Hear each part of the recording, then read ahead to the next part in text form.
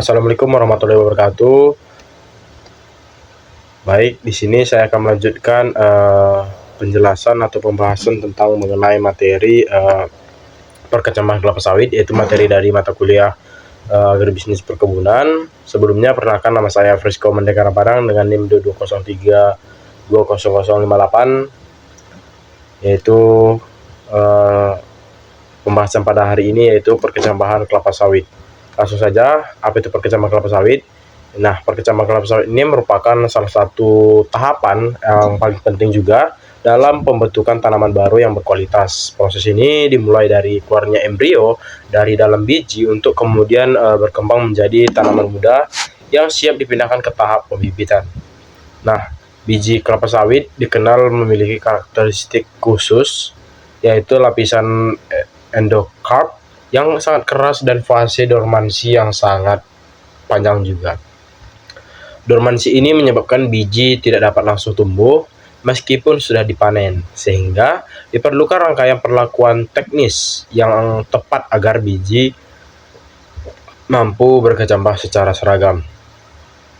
Secara biologis, perkecambahan berperan membangkitkan kembali aktivitas metabolisme di dalam embrio dalam keadaan dorman. Nah, embrio berada dalam keadaan kondisi tidur, sehingga perlu proses respirasi berlangsung sangat lambat. Nah, melalui perlakuan perkecambahan, aktivitas ini dirangsang kembali sehingga biji dapat menyerap air, mengaktifkan enzim, dan memulai pembentukan radikula atau akar lembaga, serta plumula atau tunas lembaga. Kualitas kecambah yang dihasilkan sangat menentukan keberhasilan pertumbuhan di tahap selanjutnya. Sebab kecambah yang sehat biasanya menghasilkan tanaman yang kuat, seragam, dan produktif di masa produktif. Baik, adapun tujuan perkecambahan kelapa sawit ini, yaitu perkecambahan sawit memiliki peranan penting yang memang sangat vital ya dalam siklus hidup tanaman, terutama karena memang bijinya itu memiliki karakter yang berbeda dari banyak tanaman perkebunan lainnya. Biji kelapa sawit tidak dapat berkecambah secara alami dalam waktu singkat setelah panen, sebab biji tersebut dilindungi oleh endokarp yang sangat keras dan memiliki mekanisme dormansi fisiologis yang sangat lumayan kuat ya. Jadi oleh karena itu, proses perkecambahan dilakukan dengan tujuan-tujuan khusus yang bukan hanya untuk memunculkan kecambah, tetapi juga untuk memastikan kualitas bibit yang dihasilkan di tahap pembibitan selanjutnya. Ada beberapa tujuan perkecambahan secara panjang ya, yaitu yang pertama mematahkan dormansi biji sawit atau breaking dormancy.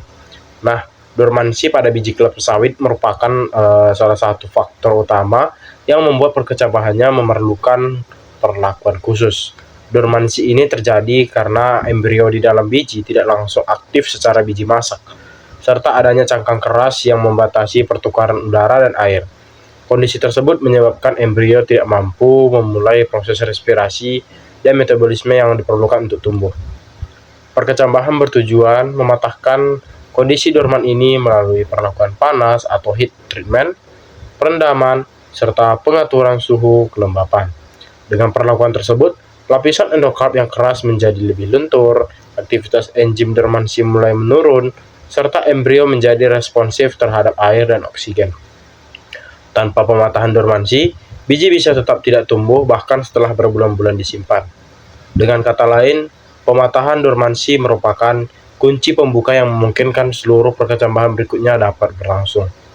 Kemudian tujuan selanjutnya yaitu merangsang aktivitas fisiologis embrio. Nah, pada kondisi dorman, aktivitas embrio sangat minimal, di mana metabolisme berlangsung sangat berlambat, respirasi terhambat, dan enzim-enzim penting pertumbuhan tidak aktif.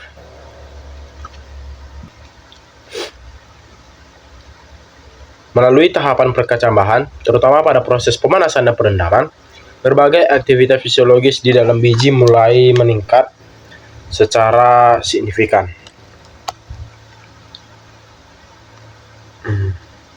Nah, perubahan suhu memicu embrio untuk menyerap air atau imbibisi yang kemudian mengaktifkan hormon-hormon pertumbuhan seperti giberelin dan auksin.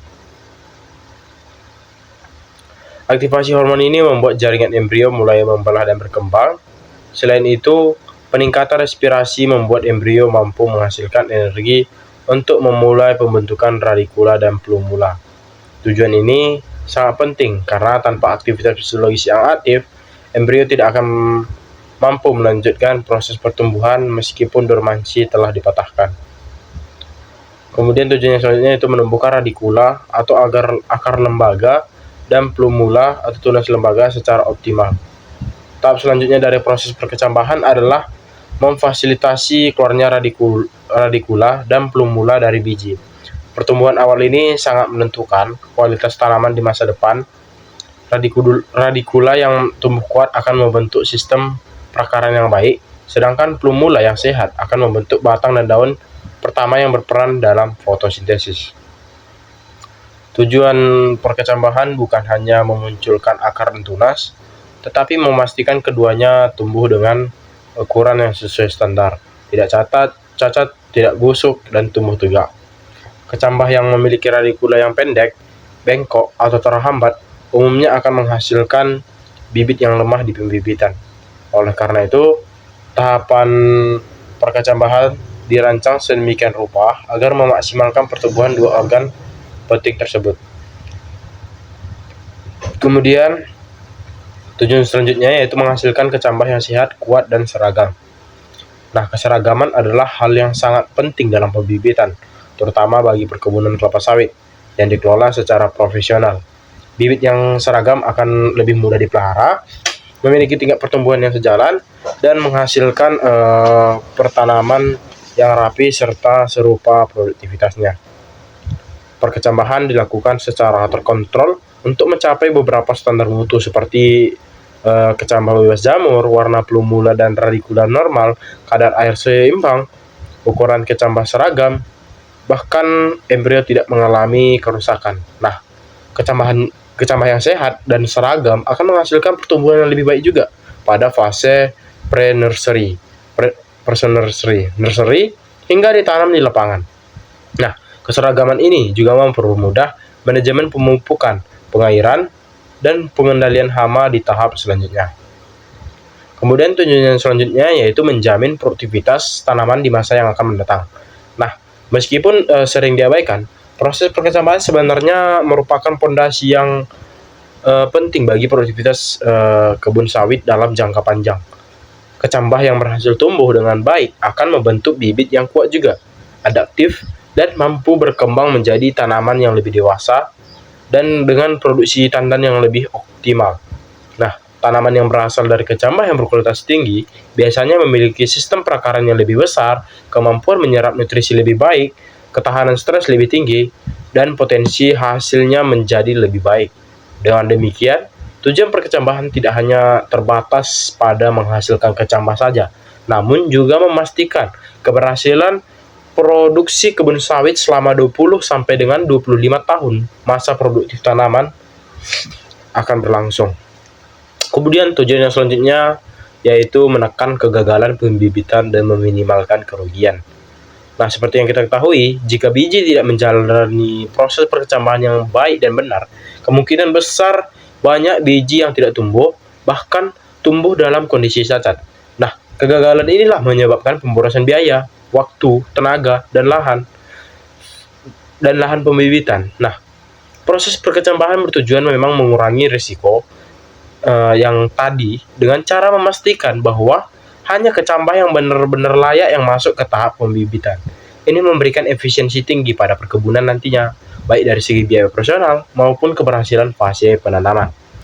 Jadi, tujuan perkecambahan kelapa sawit itu bukan hanya sekedar menumbuhkan kecambah, namun juga mencakup serangkaian upaya untuk mematahkan dormansi, mengaktifkan metabolisme embrio, menumbuhkan radikula dan plumula secara optimal, menghasilkan kecambah yang sehat dan seragam, serta memastikan keberhasilan pembibitan dan produktivitas tanaman pada masa dewasa. Dengan pengelolaan perkecambahan yang tepat, perkebunan akan memperoleh bibit unggul yang menjadi dasar keberhasilan produksi dalam jangka panjang. Baik, masuk kita kepada struktur biji kelapa sawit. Nah, struktur biji kelapa sawit yaitu faktor utama yang menentukan bagaimana proses perkecambahan nantinya berlangsung. Biji tanaman ini memiliki karakteristik morfologi dan fisiologi yang sangat unik dibandingkan dengan banyak biji tanaman lainnya. Kekhasan ini terutama terlihat dari kulit bijinya yang sangat keras, cadangan makanan yang melimpah, serta embrio yang berukuran kecil tetapi sangat penting peranannya untuk memahami mengapa perkecambahan kelapa sawit itu membutuhkan perlakuan khusus. Kita harus memahami secara detail bagaimana setiap bagian penyusunan bijinya. Untuk mengkaji lebih dalam, yang pertama itu ada perikarp, di mana mesokarp atau daging buah. Nah, perikarp ini adalah bagian luar buah yang terdiri dari kulit luar, daging buah, dan serabut minyaknya. Nah, dalam proses pengolahan kelapa sawit, perikarp biasanya telah terpisah dari biji karena proses ekstraksi minyak sawit mentah atau crude palm oil. Nah, pada tahap pembentukan buah, perikarp itu berfungsi sebagai pelindung inti buah dan sebagai tempat penyimpanan minyak sawit. Namun, dalam konteks perkecambahan, perikarp tidak lagi terlibat langsung karena memang sudah dibuang. Meski demikian, perikarp tetap memiliki peran penting secara tidak langsung, terutama dalam proses pemisahan biji dari buah. Nah, proses perendaman dan pembusukan daging buah dilakukan untuk mempermudah pelepasan perikarp sehingga biji dapat diperoleh dengan bersih tanpa menimbulkan kontaminasi jamur. Kemudian masuk kepada endokarp, yaitu cangkang kerasnya. Endokarp adalah lapisan keras yang menyelubungi biji kelapa sawit. Inilah bagian yang membuat biji kelapa sawit sangat sulit berkecambah secara alami. Endokarp tersusun dari jaringan lignin dan selulosa yang sangat kuat, sehingga membentuk cangkang yang berfungsi melindungi embrio dari kerusakan fisik, tekanan mekanis, suhu ekstrim, serta serangan mikroorganisme selama berada di tanah. Namun, kekuatan endokarp ini juga menjadi hambatan terbesar dalam proses perkecambahan. Karena terlalu keras, endokarp menghalangi masuknya air dan oksigen ke dalam biji, sehingga embrio tidak dapat memulai proses respirasi dan imbibisi.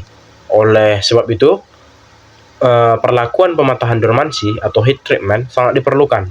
Proses pemanasan dalam suhu tertentu membuat struktur endokarp sedikit melunak, membuka pori-porinya, dan memungkinkan air masuk secara perlahan. Tanpa tahap ini, radikuda tidak mungkin mampu menembus cangkang keras, dan biji akan tetap berada dalam kondisi dorman meskipun sudah berada dalam lingkungan yang sesuai. Kemudian yang ketiga, endosperm atau cadangan makanan biji. Nah, endosperm merupakan bagian putih lembut yang menyimpan cadangan makanan dalam bentuk karbohidrat, minyak, dan protein.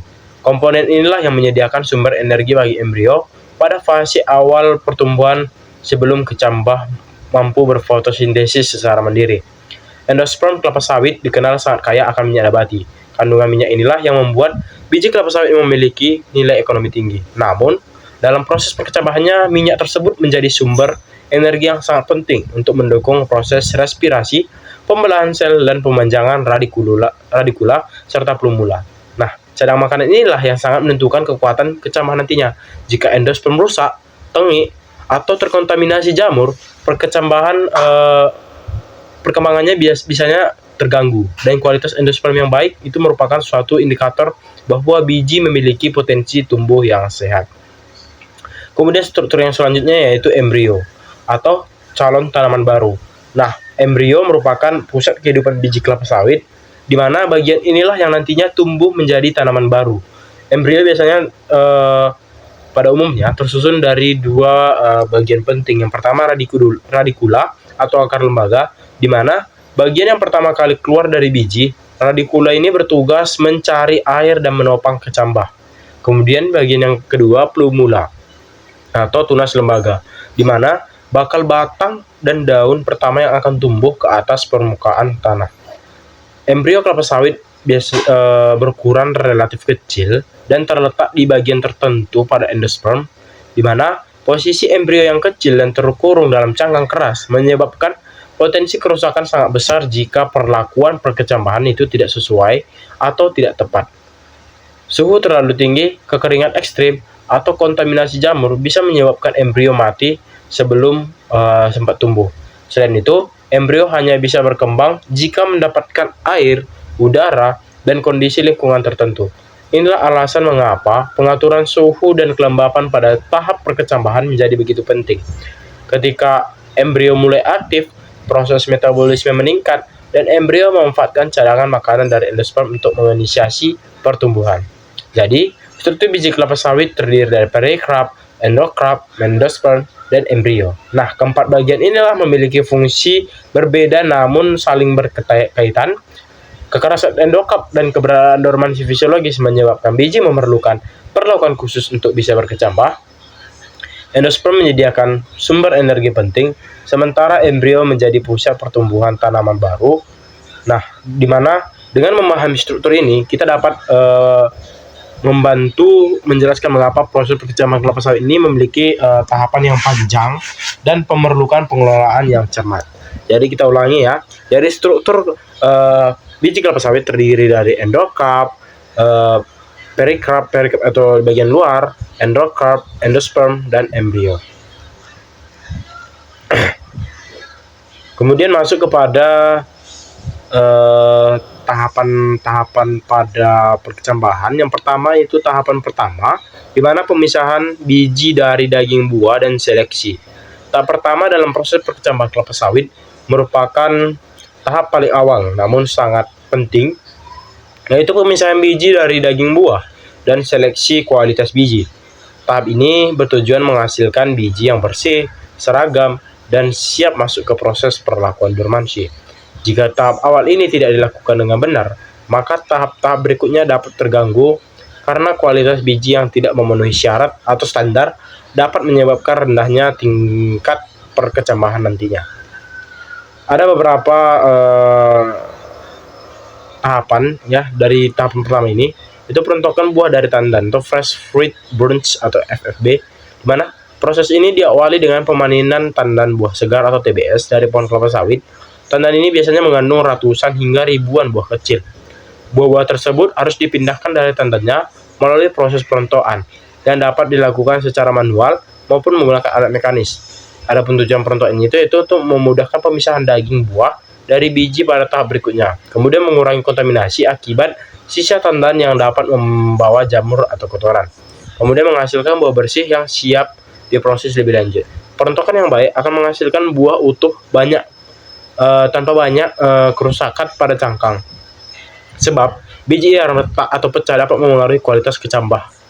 Kemudian perendaman buah untuk menguraikan daging buah. Nah, setelah buah terlepas dari tandan, langkah berikutnya adalah merendam buah dalam air untuk mempercepat penguraian daging buah. Perendaman ini biasanya berlangsung beberapa hari sehingga terjadi proses fermentasi alami yang membuat daging buah atau mesokarp melunak dan mudah dipisahkan. Fungsi penting perendaman ini yaitu membantu pembusukan terkontrol daging buah, mempermudah manual cleansing atau pembersihan dari serabut, mengurangi residu minyak pada cangkang biji. Nah, selama perendaman, fermentasi alami oleh mikroorganisme bermanfaat untuk mengurai komponen minyak dari jaringan buah, sehingga biji dapat dilepaskan dengan lebih mudah tanpa merusak endokarp. Kemudian tahap selanjutnya yaitu pemisahan biji dari sabut dan sisa daging buah. Setelah proses penguraian selesai, biji dipisahkan dari daging buah menggunakan penggosokan, penimbukan ringan, atau pencucian. Tahapan ini bertujuan untuk menghasilkan biji yang benar-benar bersih karena sisa sabut atau daging yang menempel berpotensi menyebabkan tumbuhnya jamur selama tahap perkecambahan. Pada tahap ini, kebersihan biji memegang peran penting, di mana biji yang masih terkontaminasi residu minyak atau daging buah biasanya akan mengalami gangguan pada proses pemanasan atau heat treatment dan rentan terhadap serangan fungi. Selain itu, karena itu proses washing dan scrubbing harus dilakukan sampai biji terlihat bersih dan kering tanpa adanya endapan organik. Kemudian masuk kepada tahapan pengeringan biji. Setelah benar-benar bersih, biji dikeringkan terlebih dahulu sebelum masuk penyimpanan awal. Pengeringan dilakukan dengan cara menjemurnya di bawah sinar matahari atau menggunakan alat pengering pada suhu yang rendah. Tujuan pengeringan yaitu mengurangi kadar air permukaan agar tidak lembab. Kemudian mencegah pembusukan atau pertumbuhan jamur selama penyimpanan awal, serta menyiapkan biji agar dapat menyerap air kembali pada proses berikutnya. Pengeringan tidak boleh dilakukan terlalu lama, sebab kadar air yang terlalu rendah dapat membuat biji mengalami stres fisiologis, dan sulit aktif saat memasuki tahap pregermination. Kemudian seleksi biji berdasarkan kualitas fisiknya. Seleksi merupakan bagian krusial pada tahap pertama ini, di mana proses seleksi ini bertujuan agar memisahkan biji yang berpotensi menjadi kecambah unggul dari biji-biji yang cacat atau tidak layak tanam. Kriteria seleksinya, yang pertama ukuran biji. Biji dikelompokkan berdasar ukuran besar, sedang, dan kecil. Pengelompokan ukuran ini penting karena memang ukuran biji mempengaruhi kecepatan perkecambahan. Biji yang seragam menghasilkan kecambahan serempak. Perbedaan ukuran menyebabkan perbedaan waktu, mematahkan dormansi. Jika biji tidak dikelompokkan berdasarkan ukuran, akan terjadi ketidaksinkronan dalam pertumbuhan kecambah. Kemudian pada bagian warna dan kondisi cangkang harus berwarna coklat tua dan tidak menunjukkan retakan, dan cangkang yang terletak berarti embrio bisa rusak. Kemudian berat biji. Biji yang memiliki berat ideal menunjukkan bahwa endosperm di dalamnya lengkap dan tidak kosong. Biji yang terlalu ringan biasanya memiliki endosperm tipis atau kosong, atau biasa disebut dengan biji hampa. Kemudian bentuk biji. Biji harus memiliki bentuk simetris. Biji yang cacat atau penyok umumnya sulit berkecambah. Kemudian kebersihan permukaan. Tidak boleh ada sisa minyak, jamur, atau daging buah yang dapat menghambat proses inkubasi. Seleksi dijalankan secara konsisten agar biji memang berkualitas tinggi yang masuk kepada tahap pencambahan berikutnya. Kemudian pentingnya tahap pertama ini, yaitu dalam perkecambahan kelapa sawit, yaitu tahap pemisah dan seleksi ini menjadi pondasi bagi seluruh proses kecambahannya. Jika biji tidak sehat, tidak seragam, atau tidak bersih, tingkat keberhasilan perkecambahan itu dapat menurun, jamur mudah menyerang, pertumbuhan tidak seragam, kecambah cacat meningkat, dan bibit unggul sulit diperoleh. Dengan kata lain, tahap 1 ini memastikan bahwa bahan tanaman yang ingin kita gunakan itu benar-benar siap untuk menjalani tahap pematahan dormansi, perendaman, hingga sampai dengan inkubasi. Keberhasilan tahap pertama akan menentukan hasil akhir dari kualitas kecambah dan bibit nantinya.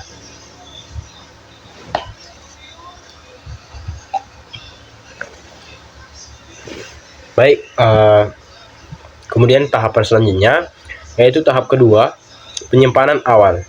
Nah, setelah biji kelapa sawit melalui proses pemisahan dan seleksi, tahap berikutnya adalah penyimpanan awal.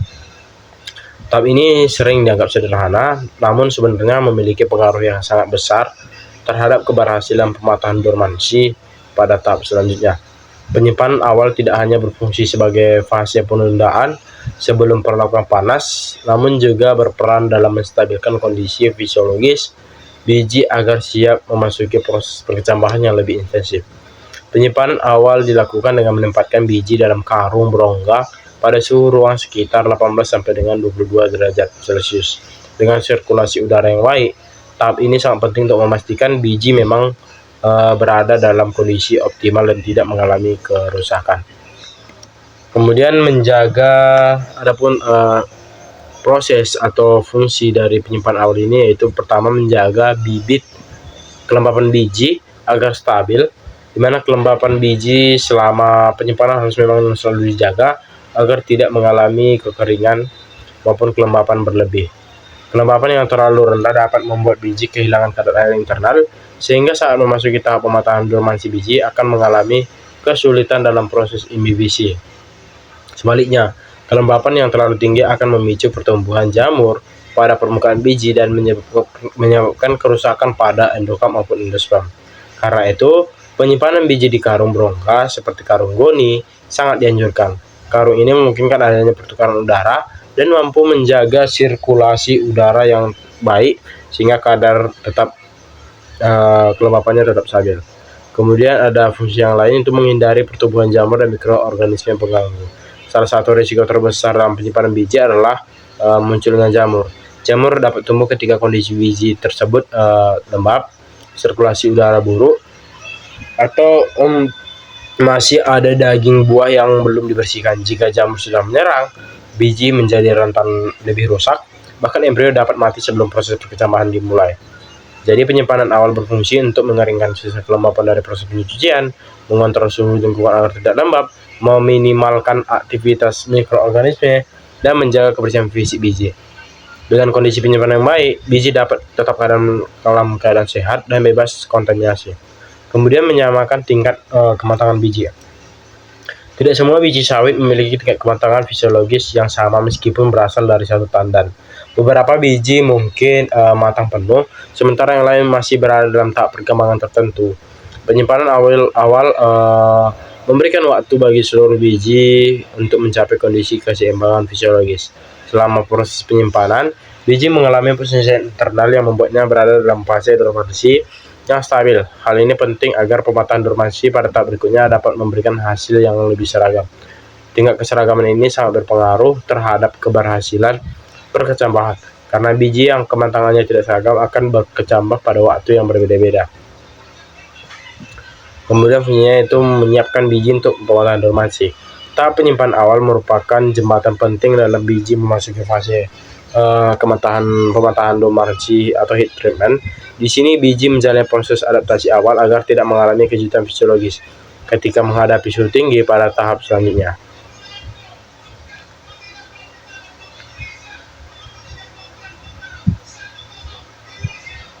Kemudian pentingnya sirkulasi udara dalam penyimpanan.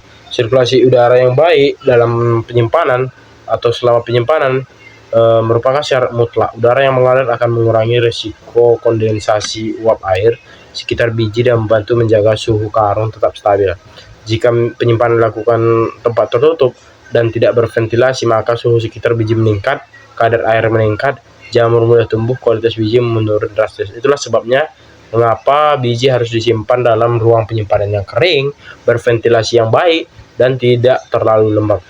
Karung goni atau karung anyaman menjadi pilihan terbaik dibandingkan plastik rapat yang justru memicu adanya penumpukan uap air. Lama penyimpanan awal dan dampaknya. Waktu penyimpanan awal bervariasi tergantung kualitas biji, tetapi umumnya beberapa hari hingga beberapa minggu. Waktu ini cukup untuk membuat biji beradaptasi dan menstabilkan fisiologisnya. Jika biji disimpan terlalu lama, daya kecambah itu dapat menurun. Dan sebaliknya, jika penyimpanan terlalu singkat, biji belum mencapai keseimbangan fisiologis. Karena itu, penyimpanan awal harus dikelola secara tepat agar biji berada dalam kondisi optimal sebelum masuki tahapan selanjutnya. Kemudian tahap yang ketiga yaitu pematahan dormansi atau heat treatment. Nah, tahapan pematahan dormansi inilah merupakan tahap paling krusial dalam menentukan dalam seluruh rangkaian perkecambahan kelapa sawit. Biji kelapa sawit secara alami memiliki masa dormansi yang panjang dan kulit biji yang sangat keras sehingga tidak mampu berkecambah tanpa perlakuan khusus. Dormansi ini bersifat fisiologis dan mekanis, artinya embrio tidak hanya tidur, tetapi juga terhalang secara fisik oleh endokap yang tebal. Karena itu, tahap pematahan dormansi menggunakan perlakuan panas atau heat treatment dirancang untuk mengaktifkan kembali embrio, memperlunak cangkang, dan memacu aktivitas enzim sehingga mempermudah keluarnya radikula dan plumula. Proses ini biasanya dilakukan dalam ruang pemanas dengan kontrol suhu dan kelembapan yang sangat ketat. Kemudian perendaman awal selama 7 hari. Sebelum masuk ke ruang pemanas, biji direndam selama 7 hari dalam air bersih. Perendaman ini memiliki beberapa fungsi. Yang pertama itu membantu meningkatkan kadar air pada biji yang telah dikeringkan, memicu embrio untuk memulai menyerap air, membuat endokap lebih sedikit luntur, mempermudah penetrasi panas pada tahap selanjutnya. Air harus diganti secara berkala agar tetap bersih dan mencegah pertumbuhan mikroorganisme. Biji yang direndam terlalu lama dapat mengalami fermentasi berlebihan, sedangkan perendaman terlalu singkat membuat proses pemanasan kurang efektif. Memasukkan biji ke ruang pemanas. Setelah perendaman, biji dimasukkan dalam ruang pemanas khusus. Suhu yang digunakan biasanya sekitar antara 39 sampai dengan 40 derajat Celcius dengan kelembapan kontrol pada 60 derajat sampai dengan 70 derajat Celcius. Ini adalah suhu paling ideal untuk memicu pecahnya dormansi. Mengapa suhu tersebut digunakan? Karena suhu ini cukup tinggi untuk mengaktifkan enzim pertumbuhan. Tidak terlalu panas sehingga tidak merusak embrio, kemudian menyerupai kondisi lingkungan alami di mana biji sawit mengalami pemanasan tanah tropis yang hangat. Jika suhu terlalu rendah atau di bawah 35 derajat Celcius, dormansi tidak akan pecah. Sebaliknya, suhu yang terlalu tinggi, lebih dari 42 derajat Celcius, dapat membunuh embrio dan menyebabkan biji busuk atau berubah warna. Lama perlakuan panasnya yaitu sampai dengan 60 sampai dengan 80 hari.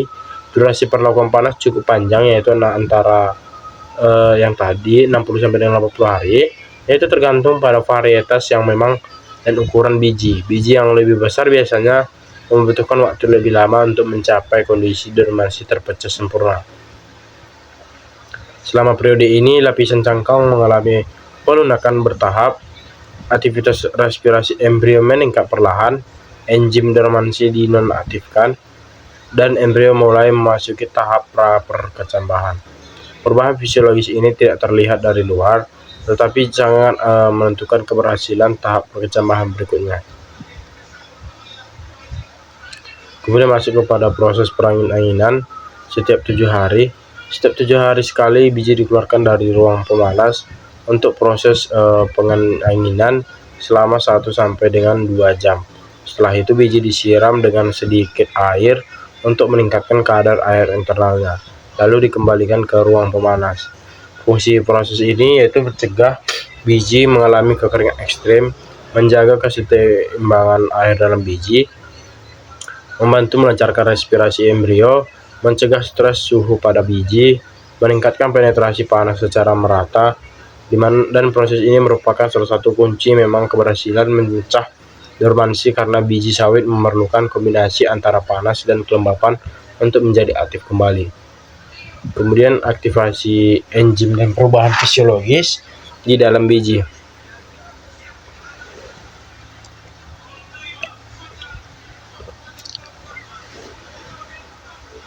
Selama dalam head chamber atau aktivitas fisiologis biji meningkat secara bertahap. Enzim-enzim dormansi seperti abscisic acid atau ABA mulai menurun, sementara enzim yang mengaktifkan pertumbuhan seperti gibberellin GA mulai naik. Keseimbangan hormon ini sangat penting untuk memungkinkan embrio mulai tumbuh. Selain itu, terjadinya peningkatan respirasi, jaringan embrio menebal, membran sel menjadi lebih permeabel, cadangan makanan endosperm mulai disiapkan untuk dikonsumsi embrio. Semua prosesnya berlangsung secara biokimia di dalam biji, dan meskipun tidak terlihat, ini adalah inti dari pematahan dormansi. Kemudian pentingnya kontrol suhu dan kelembapan. Tahap pematahan dormansi merupakan tahap paling sensitif dalam seluruh proses perkecambahan. Kesalahan kecil dalam pengaturan suhu atau kelembapan dapat menyebabkan kerusakan pemanenan pada biji. Suhu terlalu tinggi, embrio mati, endosperm meleleh, biji menjadi hitam atau berbau. Suhu terlalu rendah, dormansi gagal pecah, biji tidak berkecambah di tahap berikutnya. Kemudian kelembapan terlalu tinggi, biji bisa berjamur, busuk atau retak. Kemudian kelembapan terlalu rendah, endosperm mengering, embrio tidak aktif, sehingga pengawasan ketat menjadi hal yang wajib. Kemudian akhir dari tahap pematahan dormansi, yaitu setelah kurun waktu perlakuan selesai, biji siap memasuki tahap pendinginan. Pada titik ini, biji telah mengalami perubahan internal yang memungkinkan embrio siap untuk tumbuh ketika kondisi suhu kembali normal. Secara fisik, tidak ada perubahan mencolok pada biji, sehingga keberhasilan tahap ini biasanya baru terlihat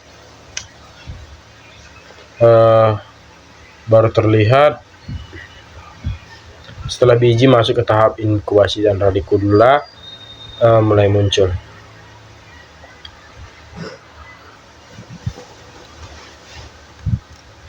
Kemudian tahap pematahan dormansi ini merupakan inti dari seluruh proses perkecambahan kelapa sawit, karena biji sawit secara alami memiliki dormansi yang kuat dan cangkang yang keras.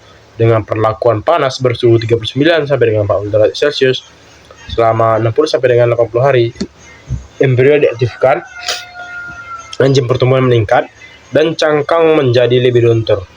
Proses ini harus dilakukan dengan pengawasan ketat pada suhu, kelembapan, serta kontrol perangin-anginan. Keberhasilan tahap ini sangat menentukan kualitas dan presentasi kecambah yang akan muncul pada tahap inkubasi. Kemudian tahap yang keempat yaitu pendinginan dan perendaman atau cooling process. Nah, tahap pendinginan dan perendaman merupakan fase transisi penting antara perlakuan pematahan dormansi atau heat treatment dan tahap inkubasi. Pada tahap sebelumnya, biji kelapa sawit mengalami proses pemanasan dengan suhu tinggi selama beberapa minggu untuk mengaktifkan embrio. Setelah proses intensif tersebut, biji memerlukan penyesuaian fisiologis agar dapat kembali ke kondisi lingkungan normal sebelum akhirnya mampu berkecambah. Tahap pendinginan dan perendaman ini bukan sekedar proses menormalkan suhu biji, tapi juga bertujuan memulihkan kadar air internal, menyegarkan jaringan embrio, serta mengoptimalkan kondisi biji sehingga siap memasuki tahap perkecambahan aktif. Ada beberapa tahapan pendinginan dan perendaman. Yang pertama itu pendinginan biji selama 5 hari. Setelah biji keluar dari ruang pemanas, biji tidak boleh keluar langsung direndam atau diinkubasi. Biji harus menjalani proses pendinginan terlebih dahulu selama lebih kurang 5 hari dengan suhu ruangan yang sekitar 25 derajat Celcius. Tujuan pendinginan ini yaitu yang pertama menstabilkan suhu internal biji, di mana setelah berada dalam chamber 39 sampai dengan 40 derajat Celcius selama berbulan-bulan, suhu internal itu bijinya itu meningkat. Kemudian pendinginan bertujuan agar suhu internal biji turun secara perlahan dan menyesuaikan dengan kondisi lingkungan normal. Kemudian mengurangi stres termal, di mana transisi suhu yang terlalu cepat dapat menyebabkan shock fisiologis pada embrio. Pendinginan bertahap meminimalkan kerusakan sel akibat perubahan suhu ekstrem. Kemudian yang ketiga, mengaktifkan mekanisme adaptasi embrio, mana perubahan suhu dari panas ke suhu ruang menjadi sinyal biologis bagi embrio bahwa fase perkecambahan mendekati dimulai. Kemudian tahapan terakhir yaitu mengurangi resiko kondensasi air. Jadi jika suhu biji masih tinggi lalu langsung direndam, dapat terjadi kondensasi yang merusak struktur embrio dan memicu jamur. Pendinginan ini merupakan fase pemulihan internal yang memang sangat penting untuk keberhasilan perkecambahan ke depannya. Kemudian perendaman biji selama 4 hari. Setelah pendinginan, biji direndam selama 4 hari di dalam air bersih dengan air yang diganti setiap harinya. Fungsi perendaman ini yang pertama itu mengembalikan kadar air yang hilang selama pemanasan. Proses heat treatment membuat biji kehilangan sebagian kadar air internal. Perendaman memungkinkan biji menyerap air kembali melalui proses imbibisi sehingga turgor embrio meningkat. Kemudian mengaktifkan proses metabolisme embrio, karena ketika biji menyerap air, enzim-enzim metabolik seperti amilase, protease, dan lipase mulai aktif. Aktivasi ini sangat penting untuk mengubah cadangan makanan endosperm yang menjadi sumber energi bagi pertumbuhan radikula. Kemudian merangsang pertumbuhan awal, di mana air adalah pemicu utama pertumbuhan akar lembaga radikula. Tanpa perendaman, proses perkecambahan tidak dapat dimulai dengan baik. Kemudian melunakkan cangkang dan mempermudah pecahnya biji. Air perlahan meresap melalui celah-celah endokap sehingga membuat cangkang lebih lentur ketika embrio mulai menekan dari dalam. Kemudian menghilangkan sisa pengotor. Air bersih yang diganti setiap hari membantu menghilangkan sisa kotoran dan minyak yang mungkin masih melekat.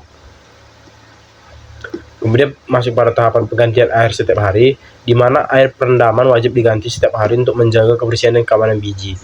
Jika air tidak diganti, bakteri dan jamur dapat berkembang, air menjadi keruh dan asam, embrio rentan membusuk, kandungan oksigen dalam air berkurang, dan penggantian air juga memastikan pH tetap stabil dan oksigen cukup untuk membantu aktivitas metabolisme biji selama proses imbibisi.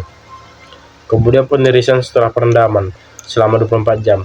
Setelah 4 hari direndam, biji tidak langsung dipindahkan ke tempat inkubasi. Biji harus ditiriskan terlebih dahulu selama 24 jam untuk menghilangkan kelebihan air di permukaan biji. Tujuan penirisan yang pertama mencegah kelembapan berlebih di ruang inkubasi. Nah, ruang inkubasi memiliki kelembapan tinggi 80 sampai dengan 90 derajat 90%. Jika biji terlalu basah, risiko pertumbuhan jamur sangat tinggi. Kemudian mencegah pembusukan. Air yang terlalu banyak pada permukaan biji dapat memicu pembusukan sebelum radikula muncul. Kemudian menyeimbangkan air internal biji, di mana setelah penyerapan air selama 4 hari, penirisan membantu menstabilkan kadar air agar tidak berlebihan. Kemudian mempersiapkan struktur fisiologis biji. Biji yang telah ditiriskan memiliki kondisi fisik ideal untuk memasuki tahap inkubasi dalam kondisi lembab tetapi tidak becek. Kemudian perubahan fisiologis selama pendinginan dan perendaman. Selama berlangsungnya cooling proses, beberapa perubahan biologis terjadi antara lain yaitu aktivitas respirasi embrio meningkat, enzim pembelahan sel mulai aktif, sel embrio mengembang karena penyerapan air, cairan endosperm mulai terurai menjadi gula sederhana, tekanan internal atau turgor pressure meningkat, mempersiapkan radikula menembus cangkang. Perubahan ini menunjukkan bahwa embrio telah aktif dan siap untuk memasuki fase inkubasi. Kemudian pentingnya tahap cooling dalam keseluruhan proses perkecambahan, di mana tahap pendinginan dan perendaman menjadi jembatan penting antara tahap pematahan dormansi dan tahap inkubasi.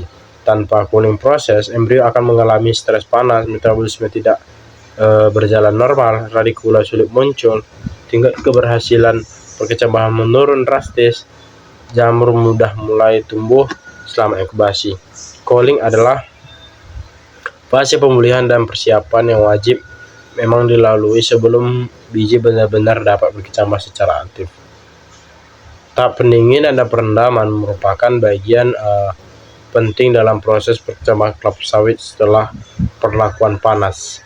Pendinginan selama 5 hari mengembalikan stabilitas fisiologis biji, sedangkan perendaman selama 4 hari berfungsi meningkatkan kadar air, mengaktifkan metabolisme, dan mempersiapkan embrio untuk tumbuh.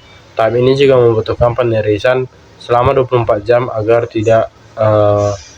agar biji tidak memasuki ruang inkubasi dengan kondisi yang terlalu basah. Keberhasilan tahap ini sangat berpengaruh terhadap munculnya radikula pada tahapan berikutnya.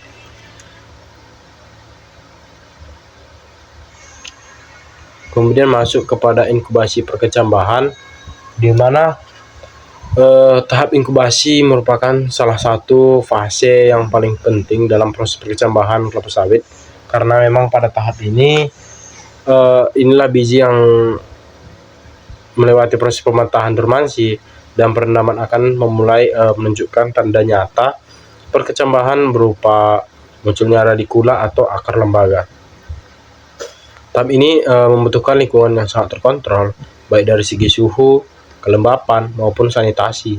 Kesalahan kecil dalam pengaturan inkubasi dapat menyebabkan biji gagal berkecambah atau berkecambah tumbuh tidak sempurna. Tahap inkubasi dilakukan dengan menempatkan biji pada kotak atau wadah steril di dalam ruangan khusus yang diperuntukkan bagi perkecambahan. Jadi kondisi ruangan memang harus dijaga agar memang lebih mendukung aktivitas biologis embrio tanpa memberikan peluang bagi pertumbuhan jamur dan bakteri yang dapat merusak kecambah. Ada beberapa mengenai proses inkubasi perkecambahan kelapa sawit. Yang pertama itu ada penataan dan penyebaran biji dalam wadah inkubasi. Nah, setelah proses pendinginan, perendaman, dan penirisan selesai, biji disebar pada kotak atau tray inkubasi. Kotak ini biasanya terbuat dari bahan plastik atau kayu yang telah dibersihkan dan disterilisasi sebelumnya. Jadi ada beberapa hal penting dalam penataan biji. Pertama, biji tidak boleh ditumpuk selalu tebal atau terlalu tebal, karena sirkulasi udara ini di antara biji agar bisa tetap baik dan mencegah kelembapan berlebih yang dapat memicu jamur. Kemudian jarak antar biji harus cukup sehingga radikula yang muncul tidak saling bertabrakan dan merusak satu sama lain. Kemudian biji disebar secara merata sehingga suhu dan kelembapan dapat mempengaruhi seluruh bagian dengan seimbang. Kemudian penataan yang baik sangat penting untuk menekan risiko kontaminasi dan memastikan semua biji berada dalam kondisi lingkungan yang sama. Kemudian suhu ruangan inkubasi 28 sampai dengan 30 derajat Celcius. Suhu ruangan inkubasi harus dijaga stabil pada kisaran 28 sampai dengan 30 derajat Celcius. Suhu ini merupakan suhu optimum yang mendukung aktivitas enzim dalam embrio untuk memulai proses pertumbuhan. Mengapa suhu ini penting? Karena suhu yang terlalu rendah di bawah 25 derajat Celcius akan memperlambat perkembangan embrio dan menunda munculnya radikula. Suhu yang terlalu tinggi juga atau di atas 32 derajat Celcius dapat menyebabkan biji mengalami stres panas dan meningkatkan risiko pembusukan. Suhu yang stabil memberikan sinyal biologis yang kuat pada embrio bahwa kondisi lingkungan sesuai untuk pertumbuhan. Jadi suhu yang ideal membantu embrio mengaktifkan hormon seperti giberelin yang memicu pertumbuhan radikula.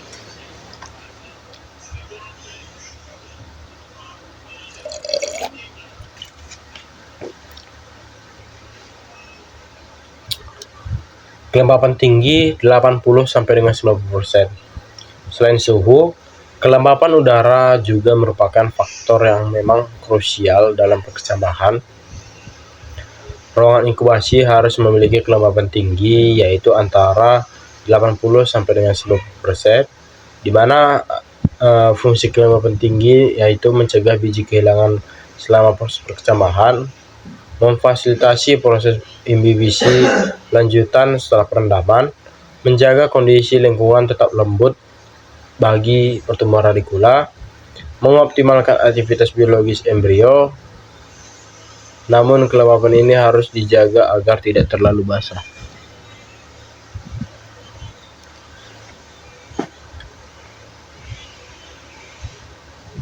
Lingkungan yang terlalu basah dapat menyebabkan infeksi jamur, sehingga sanitasi ruangan inkubasi harus dijaga ketat. Lama waktu inkubasi yaitu 30 sampai dengan 40 hari.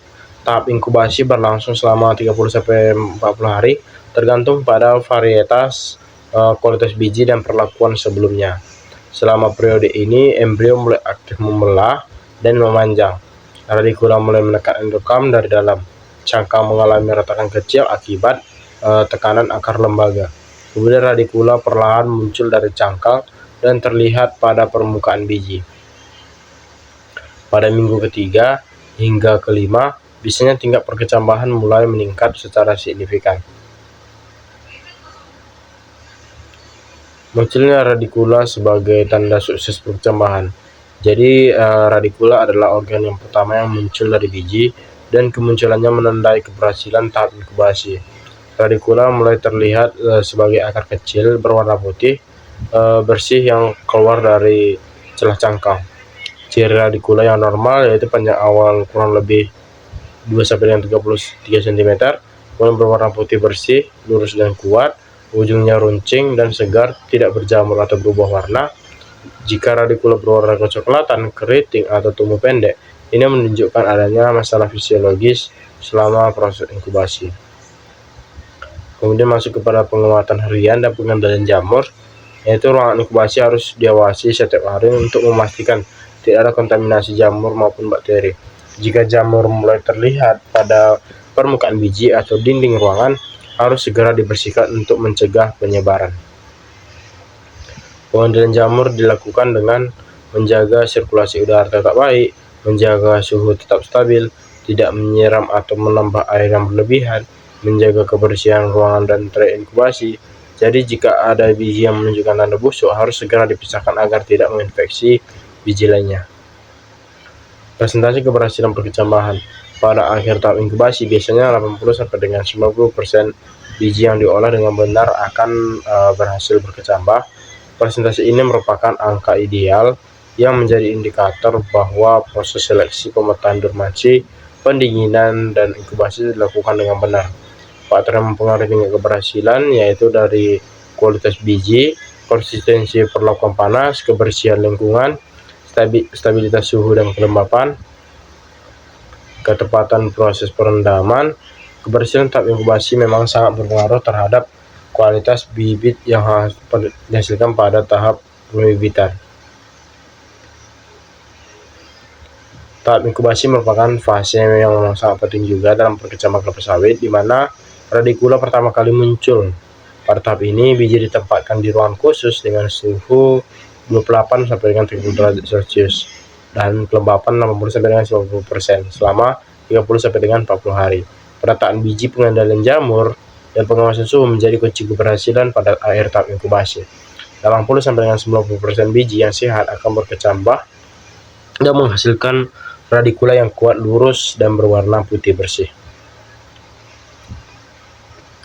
Masih kepada tahap yang keenam, yaitu tahap terakhir, yaitu seleksi kecambah. Nah, tahap seleksi kecambah ini merupakan proses perkecambahan kelapa sawit yang sebelum kecambah dipindahkan ke pembibitan, yaitu pre-nursery, di mana tahap ini sangat penting karena menentukan kualitas bibit yang akan tumbuh menjadi tanaman yang dewasa. Kecambah yang tidak memenuhi kriteria standar harus dipisahkan karena memang dapat menghasilkan tanaman yang lemah, tidak seragam, atau tidak produktif. Seleksi kecambah dilakukan setelah radikula dan tunas lembaga atau plumula mulai tampak dengan jelas, biasanya pada akhir tahap inkubasi. Proses ini menilai kondisi fisik, struktur radikula, perkembangan plumula, kebersihan, hingga kesehatan kecambah secara keseluruhan. Pentingnya seleksi kecambah. Seleksi kecambah memiliki tujuan besar untuk memastikan hanya kecambah terbaik yang dibawa ke tahap pembibitan. Kelapa sawit adalah tanaman yang memiliki masa produksi lebih dari 20 tahun, sehingga kualitas bibit dari awal sangat menentukan produktivitas tanaman di masa depan. Mengapa proses seleksi sangat penting? Karena mencegah tanaman cacat di pembibitan, mengurangi biaya dan tenaga, karena bibit yang tidak layak tidak perlu dirawat, kemudian menjamin keseragaman pertumbuhan di lapangan, meningkatkan produktivitas tanaman dewasa, menghindari kompetisi bibit yang tidak seragam di polybag, dan tanpa seleksi yang baik, banyak tenaga kerja, waktu, dan sumber daya yang akan terbuang karena bibit yang ditanam tidak semuanya memiliki kualitas unggul.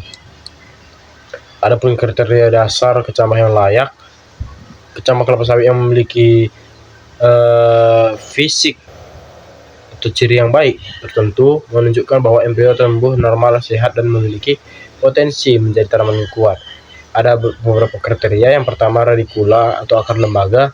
Panjang radikula idealnya adalah kurang lebih 2-3 cm, berwarna putih bersih tanpa bercat coklat atau kehitaman, tumbuh lurus, kuat, dan tidak bengkok.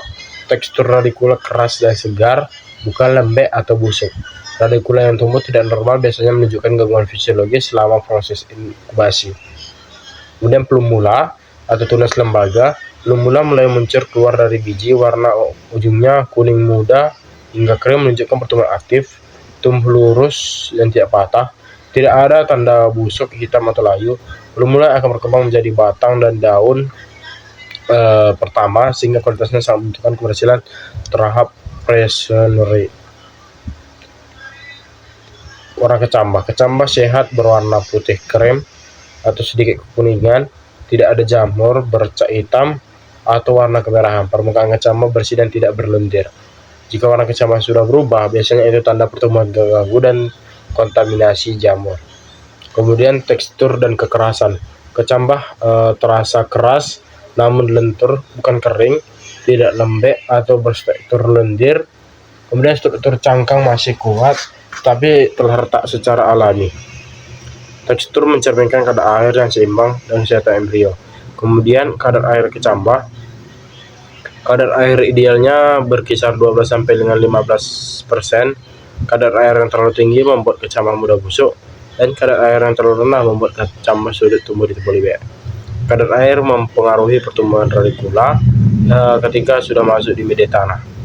Kemudian kriteria kecambah yang tidak layak ditanam. Ada beberapa kondisi di mana membuat kecambah ini dianggap tidak layak atau harus dibuang. Antara lain itu radikula terlalu pendek, kurang dari 1 cm, atau terlalu panjang, lebih dari 4 cm. Radikula berwarna coklat, hitam, atau melengkung abnormal. Plumula tidak muncul atau rusak. Adanya jamur pada permukaan kecambah. Kecambah berbau tidak sedap, tandanya pembusukan. kecambah patah pada penanganan yang salah, kecambah memiliki 2 pemula abnormal, endosperm membusuk atau berair. Nah, kecambah dengan kondisi ini umumnya tidak mampu bertahan hidup dalam polybag atau menghasilkan tanaman yang tidak produktif. Kemudian proses seleksi yang sistematis. Seleksi kecambah dilakukan secara sistematis dengan beberapa tahapan. Yang pertama, mengeluarkan semua kecambah dari wadah inkubasi, membersihkan kecambah dari sisa media yang menempel, mengelompokkan kecambah berdasarkan ukuran radikula, memeriksa warna, tekstur, dan kondisi plumula, memisahkan kecambah yang sehat dan yang rusak, menyimpan kecambah sehat dalam wadah yang bersih dan lembab. Proses ini dilakukan di ruangan bersih untuk menghindari kontaminasi jamur setelah radikulasi terbuka dan lebih sensitif. Presentasi kecambah layak tanam dalam proses seleksi yang ideal adalah 80-90%. Itu kecambah biasanya masuk kategori layak tanam, 10-20% sisanya tergolong cacat atau tidak memenuhi kriteria. Tingginya presentasi kecambah sehat menunjukkan keberhasilan proses pematahan dormansi atau inkubasi. Kemudian penanganan pasca seleksi, yaitu kecambah yang lolos seleksi harus segera dipindahkan ke tahap pembibitan atau pre-nursery untuk ditanam di polybag atau media tanah. Penundaan terlalu lama dapat mengeringkan radikula dan menghambat pertumbuhan. Penanganan meliputi mengatur kelembapan agar radikula tidak kering, menempatkan kecambah dalam wadah tertutup namun memiliki ventilasi, menghindari paparan cahaya matahari langsung, dan menjaga kebersihan agar tidak terkontaminasi. Tahap seleksi kecambah merupakan fase akhir dari serangkaian perkecambahan kelapa sawit dan menentukan bibit mana yang layak masuk ke tahap pembibitan. Seleksi dilakukan dengan menilai kondisi radikula, plumula, warna kecambah, tekstur, dan kadar air. Kecambah sehat memiliki radikula 2-3 cm, plumula yang mulai muncul, warna krim bersih, dan bebas jamur. Proses seleksi memastikan bibit yang ditanam memiliki kualitas unggul, seragam, dan siap tumbuh menjadi tanaman produktif di masa depan.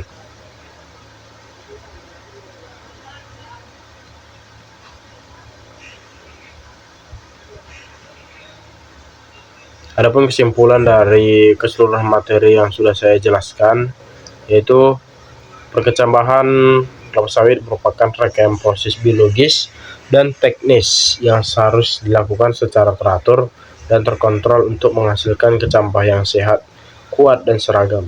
Proses ini dimulai dari pemisahan biji dari daging buah, dilanjutkan dengan penyimpanan awal untuk menstabilkan kondisi biji, kemudian masuk ke tahap pematahan dormansi yang menjadi inti dari seluruh proses. Nah, setelah dormansi terpecah, biji melewati fase pendinginan dan perendaman untuk memulihkan kadar air serta menyiapkan embrio agar siap tumbuh. Tahap inkubasi memberikan kondisi suhu dan kelembapan optimal untuk memunculkan radikula sebelum akhirnya kecambah seleksi berdasarkan kualitas fisiknya. Dan